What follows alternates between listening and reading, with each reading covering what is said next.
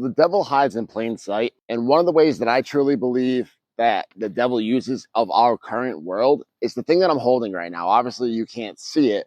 I'll post a little thing that you can see for reference, but it's our phone, in particular, the Apple phone. So if you know anything about the Bible and you go back to the very beginning, to Genesis with Adam and Eve, the very first temptation was in the garden. Eve took the apple and bit the apple. Who tempted that sin? Well, the devil did. The serpent, which was the devil. Okay, well, why is it so convenient that Apple phones, Apple product, have a symbol that is a bitten apple? It could have been a full apple. It could have been a brown apple. It could have been a yellow apple. It could have been a freaking polka dotted, sprinkled, freaking covered apple. But no, they chose a bitten apple. Why did they choose a bitten apple? It's for a reason.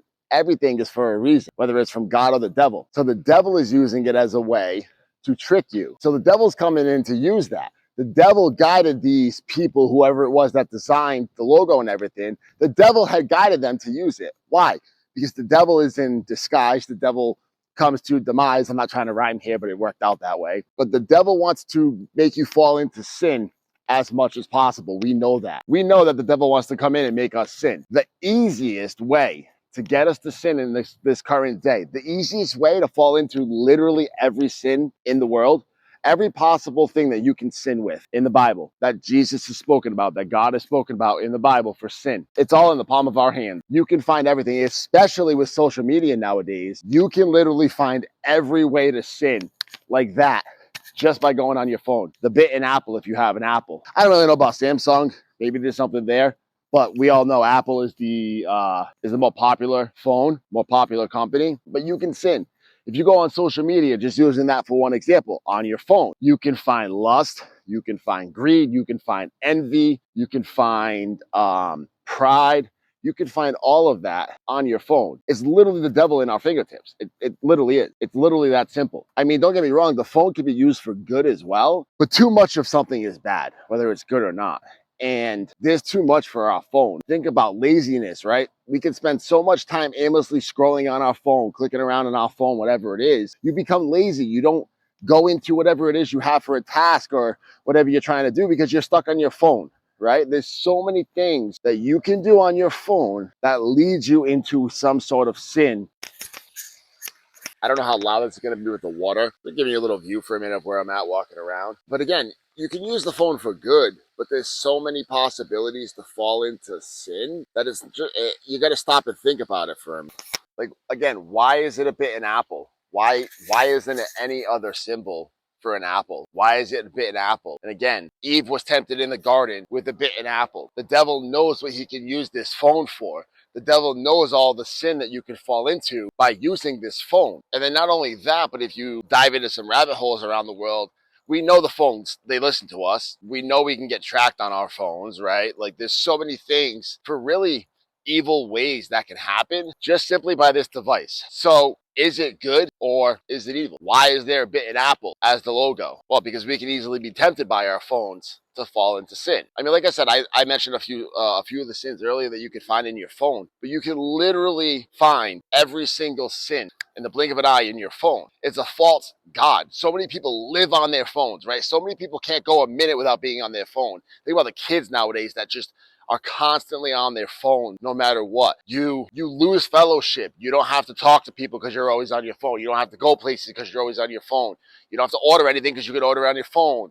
You can look up everything in the blink of an eye. You don't have to have conversation, all these different things because it's your phone. That's what the devil wants. The devil wants to pull us away from each other. The devil wants to pull us away from God. The devil wants us to be locked into something else. And what happens is if you can't put the phone down, you're creating a false idol in a sense through that phone. And that's not what we're supposed to be doing here. We need to be putting God first. But if we're in our phones 24/7, scrolling, clicking, posting, dancing, whatever the heck it is you're doing on your phone, well, you're pulling away from God. You're worshiping your phone. If you can't go anywhere, I see this all the time. I see this at church. People are even scrolling around on it and this and that. But if you can't even go without your phone for an hour by your side to go to church, this thing's more powerful to you than God. You care more about this thing than God. You're worshiping this thing in some way. And I'm not saying you're getting on your knees in front of your phone and worshiping your phone. But essentially, that is what God tells us in the Bible, is that when you're giving too much to something that isn't Him, you're giving it worship. You're giving it a false idolship, a false godliness in a sense. And so many people cannot put this thing down. Obviously, yes, I'm using it right now to record. It's a little different, and I find myself in times of getting lost on my phone and all of that. Trust me, this is not blasphemy at all. I'm speaking to myself. I always tell you guys, and I always remind you guys that I'm speaking to myself in all these videos as well. But we use this thing way too much. We rely on this thing way too much. It's in our hands way too much because it's so easy. It's convenient. And being a Christian isn't convenient, it isn't easy. So it's literally the opposite of that. So we need to be more mindful of where things come from, of the purpose of certain things in our lives. Because again, the phone can be a great thing, right?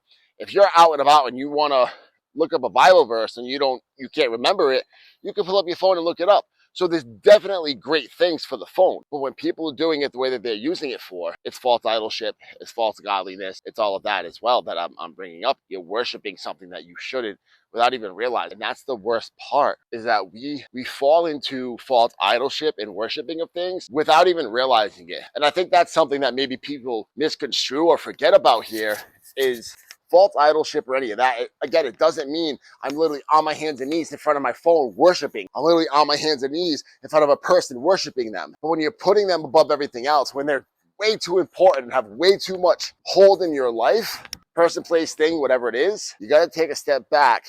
You got to reassess it.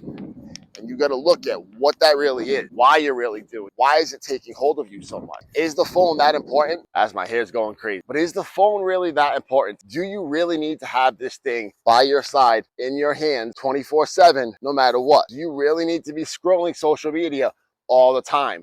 Why are you comparing yourself? I'm in the fitness space. You can go online and see a million super fit women, super fit men. It's also, you don't know what's going on behind closed doors, and it could be a whole false facade in a sense, but all these different things. You don't know what's going on, but then you get into comparison. So now you're judging people. Oh, why is she posting that? Why is he posting that?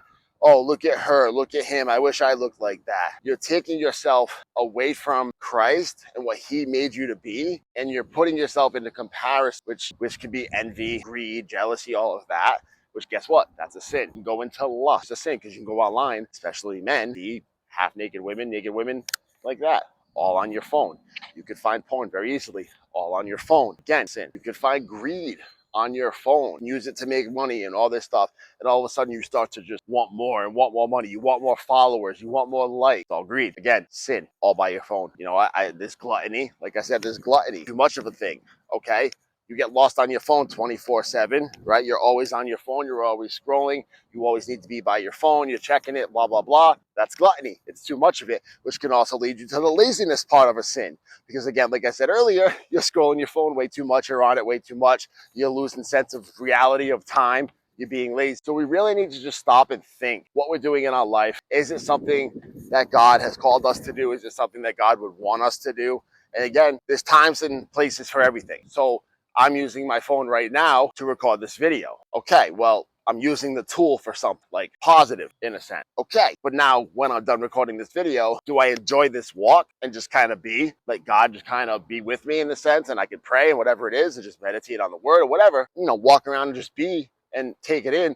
There's a car show going on that I didn't even know about, so I can walk around there and look at the cars, whatever. Or am I just going to scroll on my phone while I walk around the entire time like I see so many people do? And I've done it before too. That's the difference, is what are you using it for? That's what it really comes down to, is the devil will present you with things, and then it's what do you do with it that truly matters in the end.